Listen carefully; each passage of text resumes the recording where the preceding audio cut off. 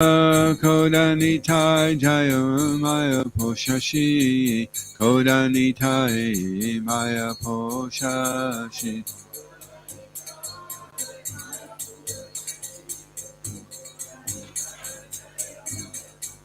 Prabhupada, Prabhupada, Prabhupada, Prabhupada.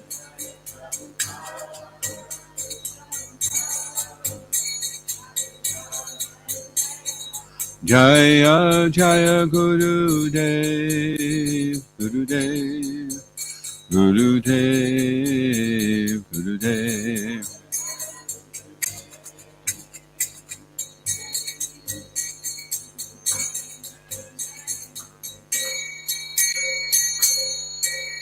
Iskam Guru Vrinda Ki Jai. Shri Prabhupada Ki Jai. Shri Shri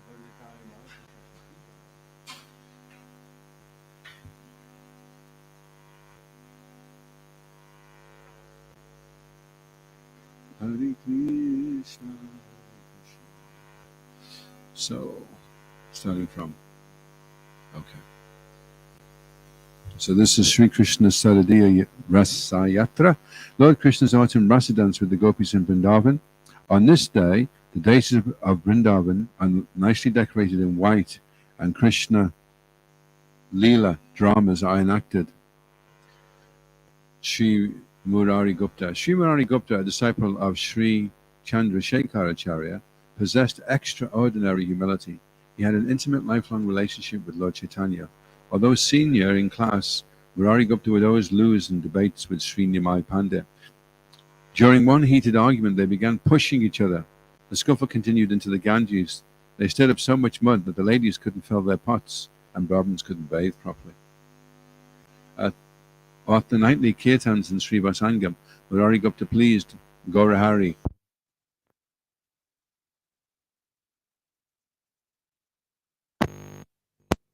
In all his Nadia Leelas.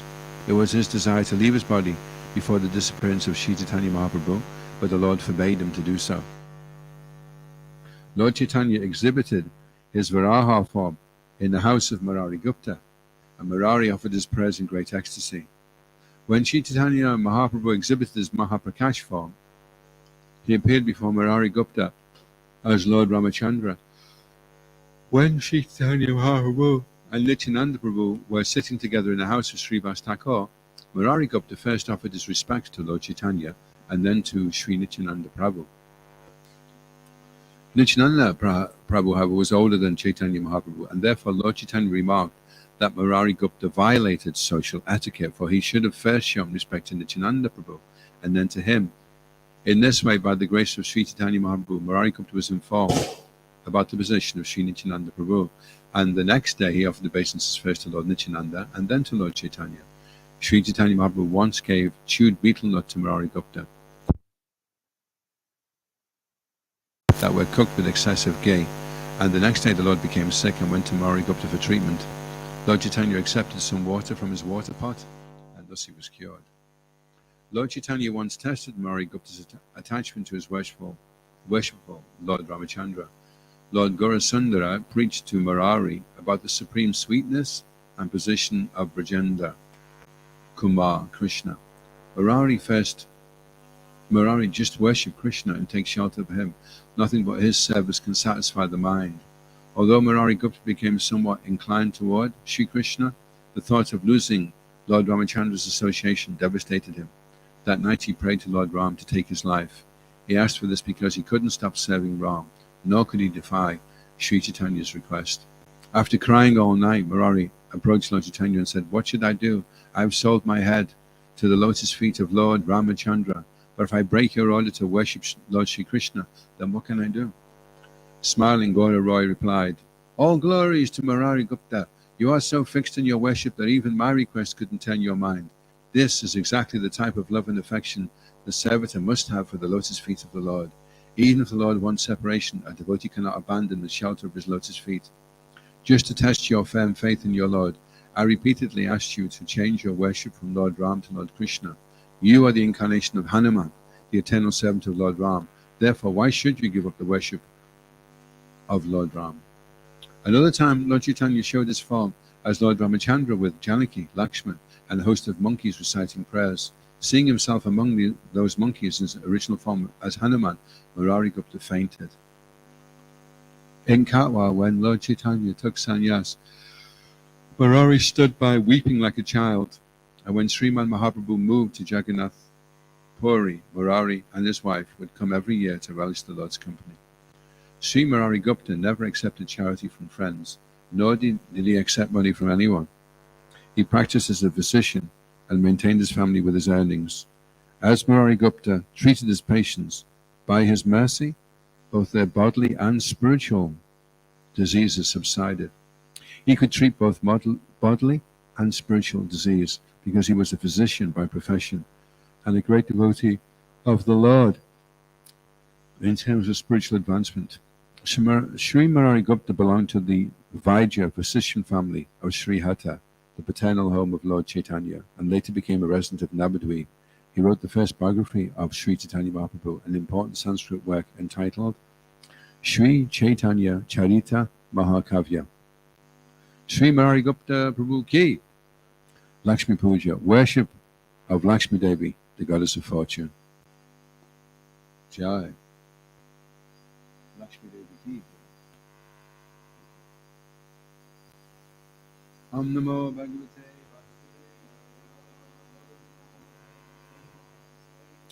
Om Namo Bhagavate Vasudevaya.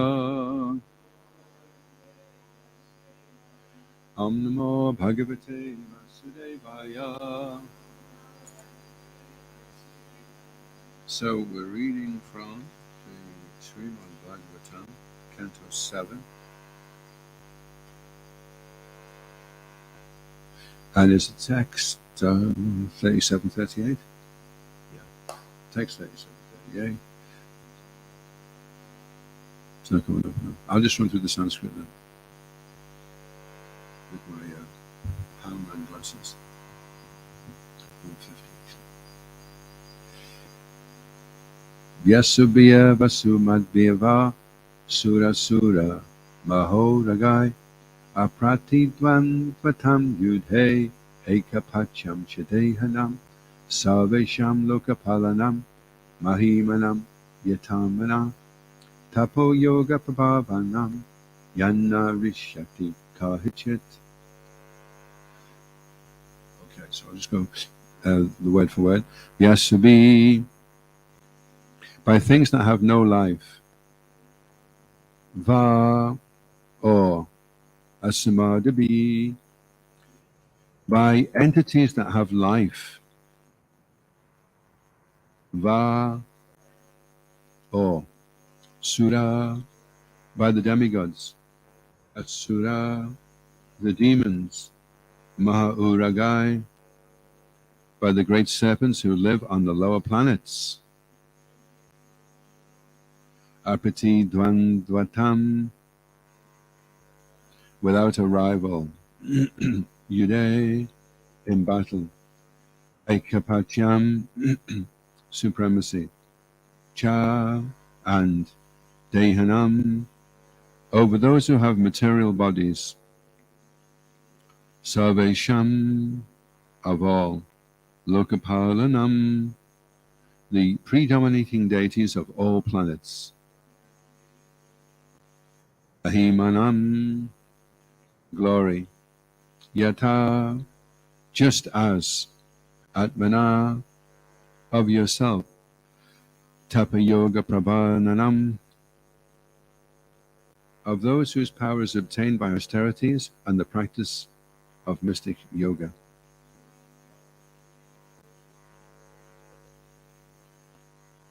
Yoga, yat, which. Na, never. Rishyati, is destroyed. Kahachit, at any time. Translation. Grant me that I may not meet death from any entity, living or non-living. Grant me further that I not be killed by any demigod or demon or by any great snake from the lower planets. Since no one can kill you in the battlefield, you have no competitor. Therefore, grant me the benediction that I too may have no rival. Give me sole lordship over all the living entities and presiding deities, and give me all the glories obtained by that position. Furthermore, give me all the mystic powers attained by long austerities and the practice of yoga, but these cannot be lost at any time. Responsibly, please grant me that I may not meet death from any entity, living or non-living. Grant me further that I not be killed by any demigod or demon or by any great snake from the lower planets. Since no one can kill you in the battlefield, you have no competitor. Therefore, grant me the benediction that I too may have no rival. Give me sole lordship over all the living entities and presiding deities, and give me all the glories obtained by that position. Furthermore, give me all the mystic powers attained by long austerities and the practice of yoga, for these cannot be lost at any time. By Srila Prabhupada ki jai.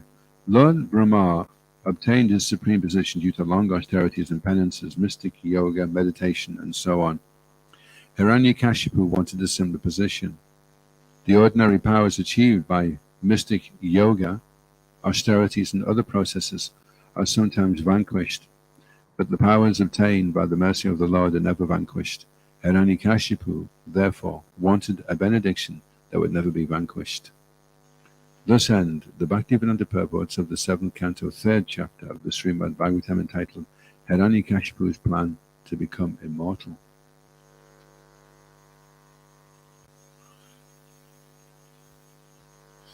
Om Ajnanatimirandasya Gananjana Shalakaya Chakshurmalitanyena Tasmai Shri Gurave Namaha. Shri Chaitanya Manobhastam Stapitam Yena Bhutale Swayam Rupa Kadamayam Dadati Swapadantikam. Jaya Shri Krishna Chaitanya Prabhu Nityananda Shri Advaita Gadadha Shri Vasadi Gauda Bhaktarinda. Hare Krishna, Krishna Krishna, Hare Hare, Hare Rama, Rama Rama, Hare Hare. Vanchakalpatarubhyascha kripat sindhubhyevacha paditanam bhavanebhyo vaishnavebhyo namo namaha. So, Hiranyakashipu, actually, it sounds quite pushy, doesn't it? It wasn't like he just asked for one benediction. He asked for, and he's already asked for, I don't know, load there as well, so he's asking for quite a lot. Srila Prabhupada's comparing his austerities and what he achieves with the austerities that Lord Brahma formed and the results that he achieved. So that's a simple lesson that we can learn, that if you're going to perform austerities, you're going to get the best benedictions from Krishna, not from the demigods, because the demigods can't give you freedom from the repetition of samsara. Only Krishna can do that. So he's asking for all these benedictions, and like a lawyer that's got all his arguments worked out, so that the judge can't wriggle out of it. He's going to have to give this verdict in the end. So he kind of corners Lord Brahma. Okay, you won't give me immortality, but then give me it this way instead, which is kind of an insult to Lord Brahma, because if Lord Brahma says he can't do it, he can't do it. So however you want to try.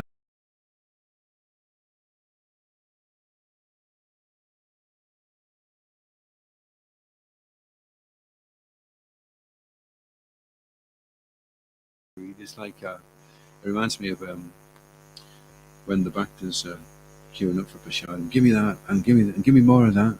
I'll take some of that as well.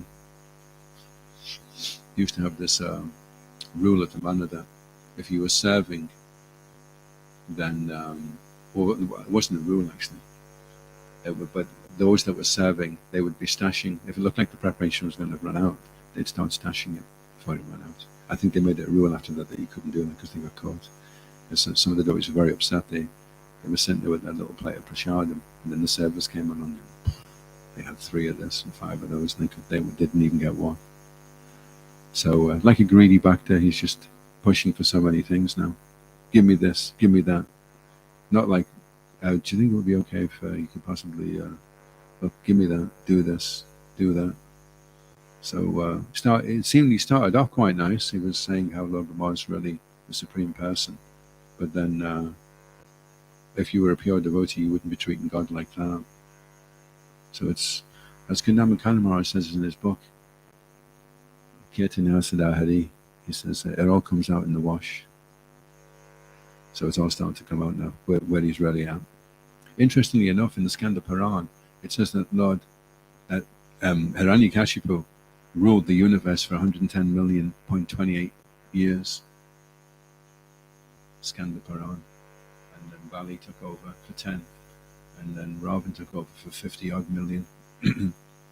So he got a good run for his money, really. And then eventually it all got too much, and then the Lord came and finished him off. So what an amazing pastime. And here we are in Lesmahago, quite a few million years later, hearing about it and contemplating it. And it helps us get a... Bhagavatam is wonderful because it gives you such a big perspective in terms of time and in terms of potency and influence that was taking place in the universe, and you realize our version of reality is very minuscule in Western society, what they're presenting.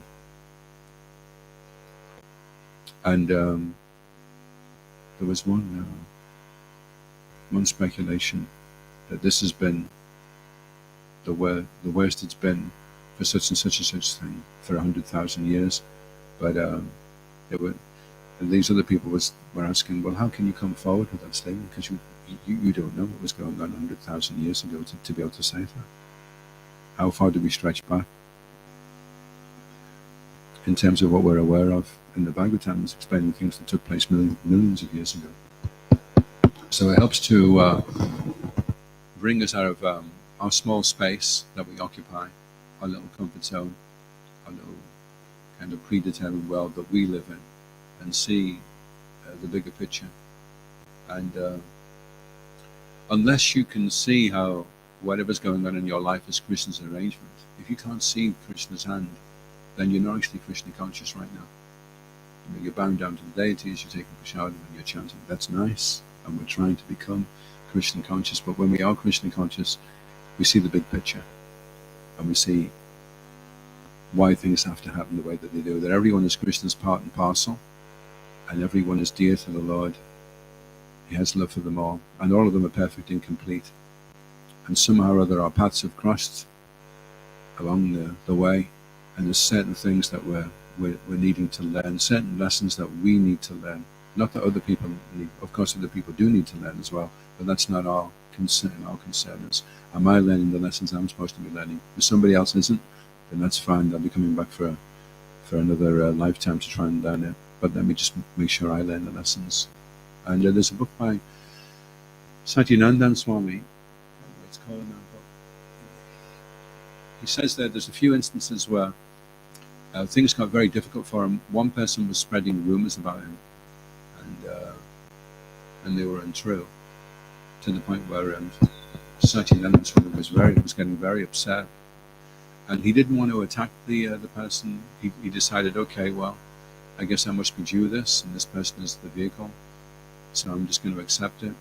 And he just prayed, whatever it is, Krishna, that I'm supposed to learn, then please let me learn it. If it's that I need to be more humble, then let me be more humble.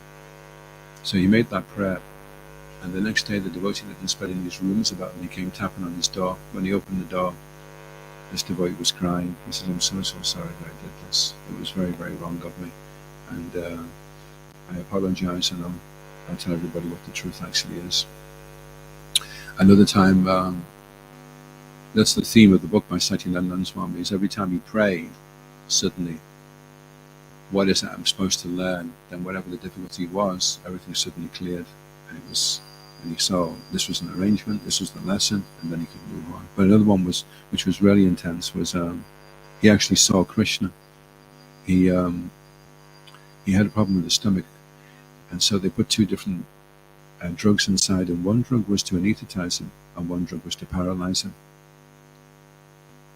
And he was lying on, and they went out for a break. They were operating on him, so everything was open, and the anesthetic wore off, so he could feel the pain, but the paralysis didn't wear off, so he couldn't do anything, couldn't say anything.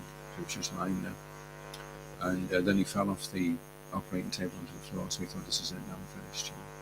So he's lying there, face down on the floor, and he just started praying, "What is it I'm supposed to learn? Whatever it is, please show me what it is. Give me the intelligence to see what I need to learn." And then immediately they all came running in, and they dusted him down and put him back on the table and fixed him, and he was okay. So, and there's a similar theme actually that runs through that book by Radhanath Maharaj's Journey Home. He gets himself into some very difficult situations. He's traveling to India by hitchhiking, and there's a few times he nearly loses his life, falling in with an unsavory crowd, and then he immediately just stops. He thinks, "Okay, what is it, Krishna?" He starts praying, and then things just swing around. And that's at the point where we become Krishna conscious. We see or we feel the Lord's presence.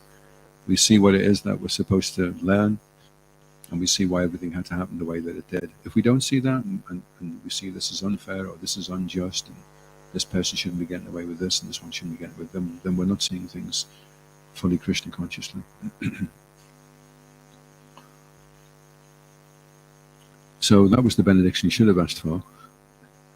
Anyway, he was completely caught up in his own plans, what he wanted to do, and how he was going to achieve it.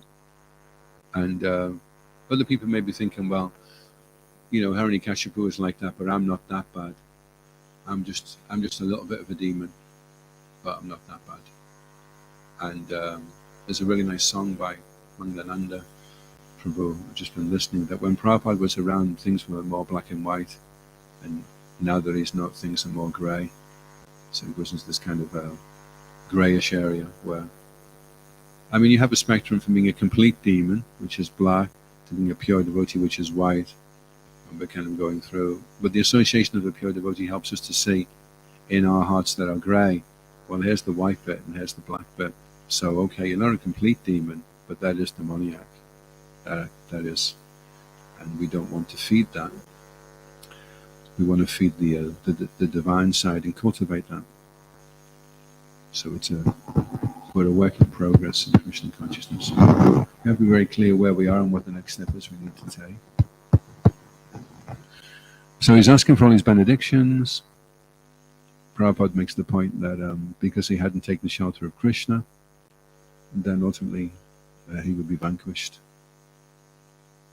So Krishna's kinder than the demigods. The demigods will just give you what you want, even though it's going to be harmful for you and harmful for others. But Krishna is more careful when he gives out his benedictions. That's why he doesn't give prema very easily, because once he gives that, then he becomes under the control of the devotee. So Krishna is very reluctant to do that. It's difficult to get there at the end. Any questions or comments?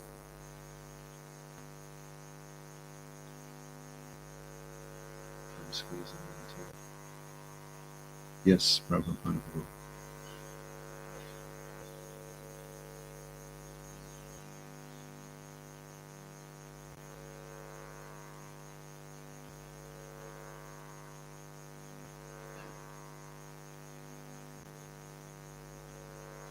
Yeah. Yeah.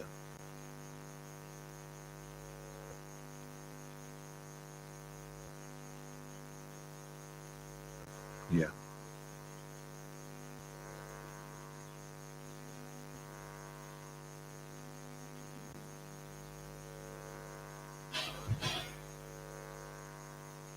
How can we deal with people turning into demons during the course of? Yeah. Yeah.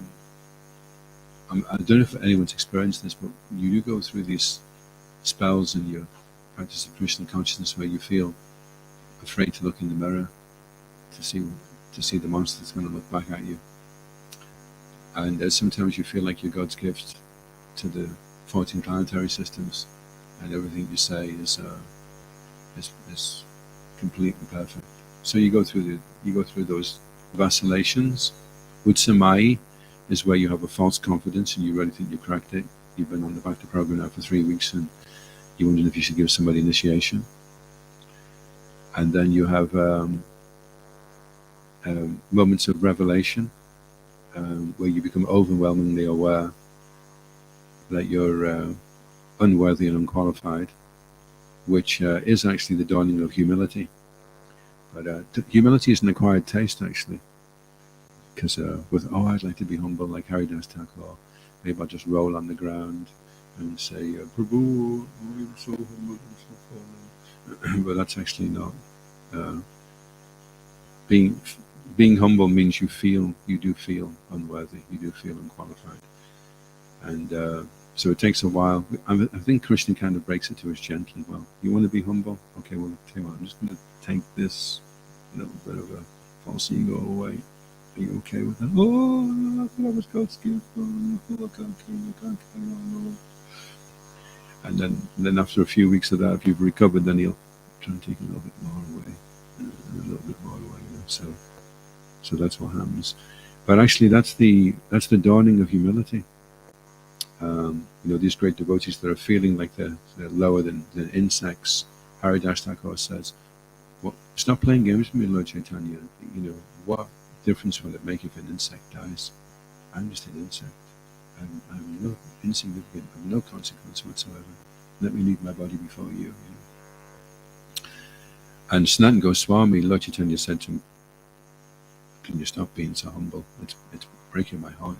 You're so humble, Now they weren't just thinking, I'm going to be really humble now, and Lord Chaitanya will be so impressed. The weight of humility is a great austerity to bear.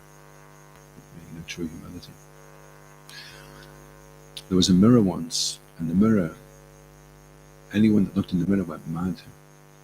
So the mirror was like it was hidden away, and eventually people wanted to know, what is this mirror, So they found out where it was. And every time someone took the cover off the mirror, he saw what he was really like, and it made him go mad. So Krishna doesn't do that all in one go. He just well, do you think it's possible that was maybe not such a pure thing to do, and that maybe it's a bit of a demonic thing, and so that we slowly. So we have to be prepared for that, and we have to see one aspect of Shastra is very, very, it seems daunting. Practicing Krishna consciousness and being a pure devotee, it seems overwhelmingly impossible. On one side of Shastric statements are saying it's so easy. It's just, look, you just read this chapter and bingo, no problem. Just say Hare Krishna, that's it. No more worries, no more problems. So you've got these two different things going on. One is it seems so super easy, and the other is it seems practically impossible. And we're middle of the road, we're in between, navigating, trying to keep plugging away, and we have to focus more on ourselves than on others, because we're not sure how Krishna sees that devotee. We may be outraged at the way the devotee has behaved, and we go to the spiritual master, and the spiritual master is trying to encourage everybody, and Krishna's like that also. He loves everybody, he loves all his parts and parcels, so he's trying to encourage them all. Shishi Karunitai Mai Pashashi Ki Jai.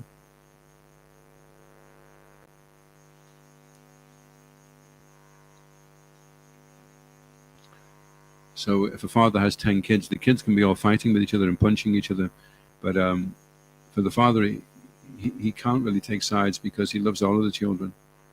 It's just maybe some of the children, it's going to take longer to get them to behave than others, So from the point of view of the Paramatma, the Super Soul, he never leaves anyone's heart. Never says, okay, that's enough, I've had enough.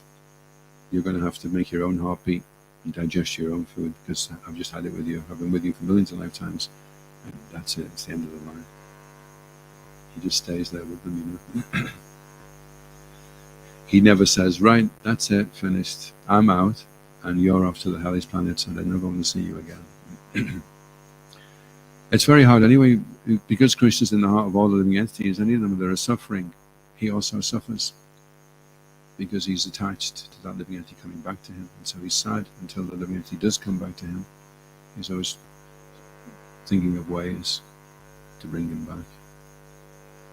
And it was Srila Prabhupada came because Krishna told him to come. Srila Prabhupada said he didn't want to come. He said, please just go. You just write the books and I'll take care of everything else. Krishna told Bhavananda that. He said, Krishna asked him, will you come? And he goes, I do not like to go to this nasty place. And Krishna says, well, look, just go, write the books. Just write the books and I'll do everything else. I'll make sure they get printed. I'll make sure they get translated. I'll make sure they get illustrated. I'll make sure they get distributed. You just write them. So reluctantly, Srila Prabhupada. Okay. So that's how kind Krishna is. I remember a prayer we used to learn in Sunday school, that God gave his only begotten Son, kind of showing how kind God was to give the Son that he loved the most. Of course, we know that God didn't just have one Son, but he loved him very much, but he put him out and to go through all types of tribulations because he loved us also. He loves us no less potentially. He loves us all as much as each other. Everything in the spiritual, Krishna loves them all. And there's a little blue book. It's got all these really cute stories in it about Krishna. And one of them is about how it's just kind of showing how much love Krishna has, for the devotees, especially in Goloka. It's very intimate. And Krishna doesn't know he's God. Nobody else knows he's God. To facilitate the pastime, it's more pleasing for God to just be loved than to be served and with awe and reverence. We went off the point there about that.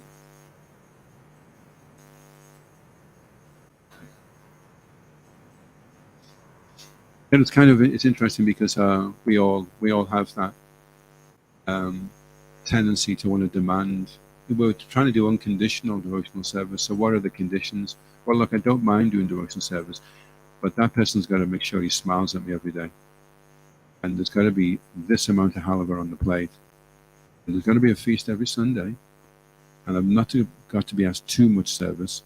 And nobody can do anything wrong which inconveniences me. Otherwise, that's not fair. I'm not doing it.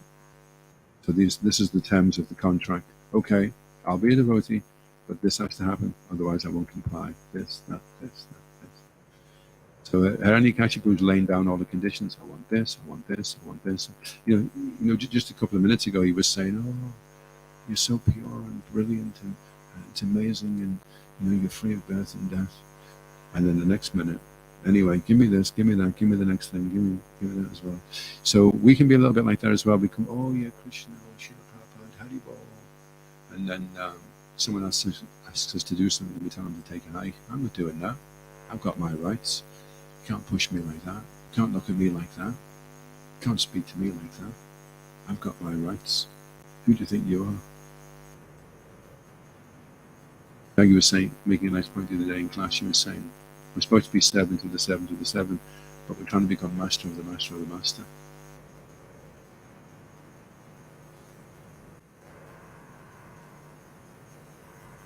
So Lord Brahman's got quite a job on his hands. He's trying to look after everybody, facilitate everybody. The universe here is on the brink of peril. Hiranyakashipu, by his austerity, has become so powerful, he's threatening every living entity in the entire universe. So Lord Brahma's got to placate him. Okay, that's my immediate thing. Just like with Vasudeva, Kamsa was outrageous the way he was behaving, There's his sister getting married and he's going to decapitate her right in front of everybody. So Vasudeva's got to just, okay, look, I'll tell you what, I'll do a deal with you. I never break my word. I bring you all the kids and you can kill them. It's not going to be Devaki that kills you, it's only going to be our kids. You can kill them, I can bring them every time. And in that way, Kamsa. So Lord Brahman in the same way, he was dealing with a demon. He's saying, okay, I'll give you a new body. Okay, you can be in control. And at least the universe is not immediately in peril. And then, in due course, he gets his comeuppance. Any other questions or comments?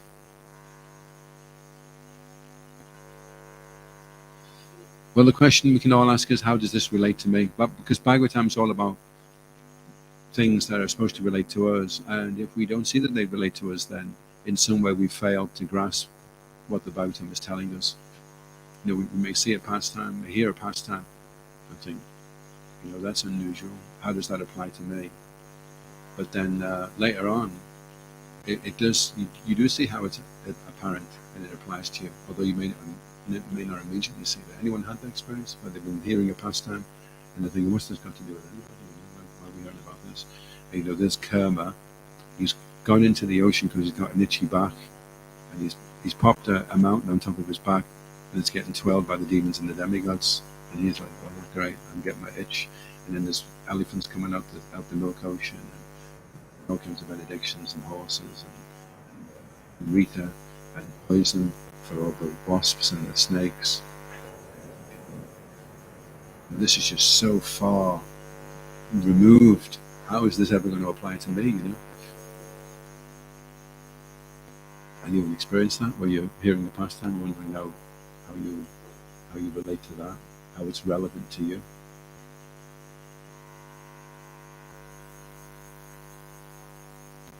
And it is relevant because you're chanting japa. What's happening? You're being pulled by the demons, and then you're being pulled by you have your divine and you have your demoniac, and you're chanting, and your heart's getting churned.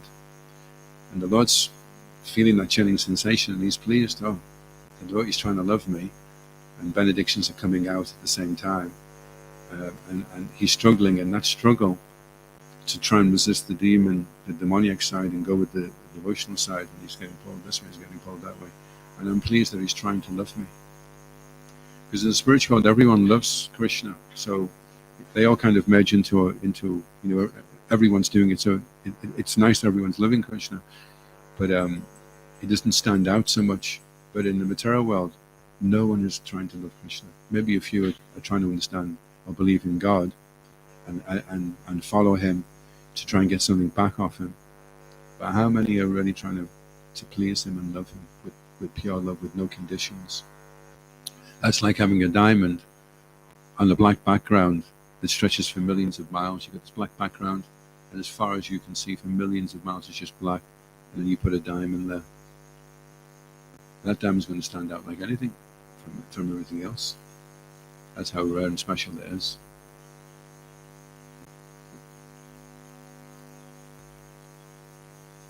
So we shouldn't become discouraged if we discover that we have demoniac tendencies or traits that are in there, because that shows the process is working. Because maybe before you took up Krishna consciousness, you thought you were quite a good guy. I remember just before I joined, actually, I think I was on the verge of a breakdown, because I kept having these two sides to my nature. One side was the super nice guy that was making all these promises, and there was another side to my nature which couldn't remember all the promises. And I was wondering why people were, to me it seemed like they were taking a loan of me. Why are they asking me to do that? And I'd promised them all these things when I was in a slightly different state of consciousness due to other influences that were going on in my life. And then one day I caught myself doing it, and I realized I'm losing the plot here.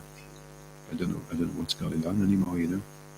So I was lucky that I joined the devotees when I did, and then things kind of settled down, and I started to know who I was, and then I had a solid foundation and upon which I could make promises and commitments, and I could keep them, and I could build up. The 7 habits of highly effective people actually is make small commitments and keep them. This is how you'll deepen your relationships with other people, because they'll say, oh, this person has integrity. He says he'll do something, and he does do something. On the other hand, if you don't, then it erodes relationships as well. If you let people down, if you say you're going to do something and then you become unaccountable, then that also erodes relationships. But during the rocky road, we become aware that we're not as brilliant as we thought that we were, and we can work on it. We can make progress. We can feel guilty that we're like that, but we don't feel shame. Shame disempowers us. We can feel shamed all our life, but you only feel guilty for a day or two. That was really bad. Sorry about that. I'll make up for it by I'll make an apple pie for you. And then the other person's like, yeah, that's great. Okay, if every time you do that to me, make an apple pie, I'm good. You can keep doing that to me all you like. So, and so you can work on it. You can feel a little bit guilty, but that acts as a springboard to high levels of enthusiasm. But if you compromise your enthusiasm, then it's unfavorable and it has to be rejected, whatever it is. It has to be abandoned, cast aside. If it's slowing you down in your enthusiasm, and you cannot express full joy at the opportunity and gratefulness for the situation that you're in, then cast it out. Cast it out. Cast it from the heart. Never to be entertained again. Be gone. Be gone from here henceforth. Never show your ugly face here again. That's called anatta and nivritti. Anatta is unwanted, and nivritti means to get rid of it. Get rid of it once and for all.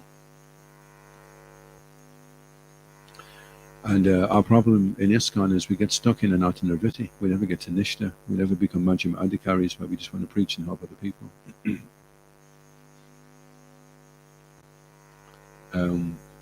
Which was that prayer we were reading this morning. Bhakti Vinod was saying, when will the day come when I will no longer be concerned with myself and will just go out humbly to petition people to take to the message of Lord Chaitanya Mahaprabhu.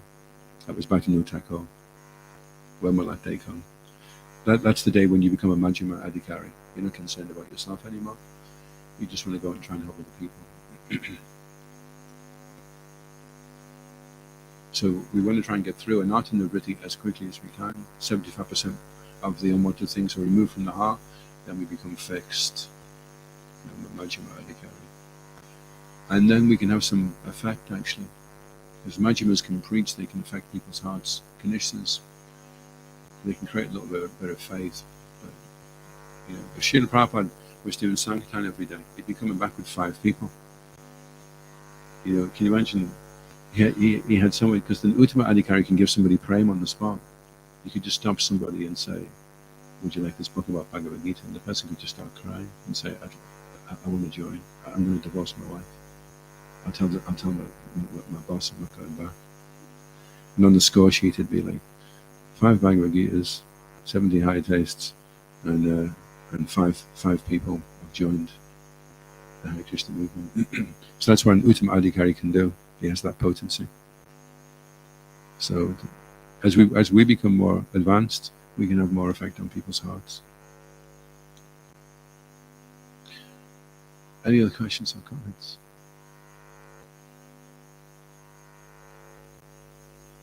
And it's amazing if you look at these memories. Sometimes all Srila Prabhupada said to somebody was Jai.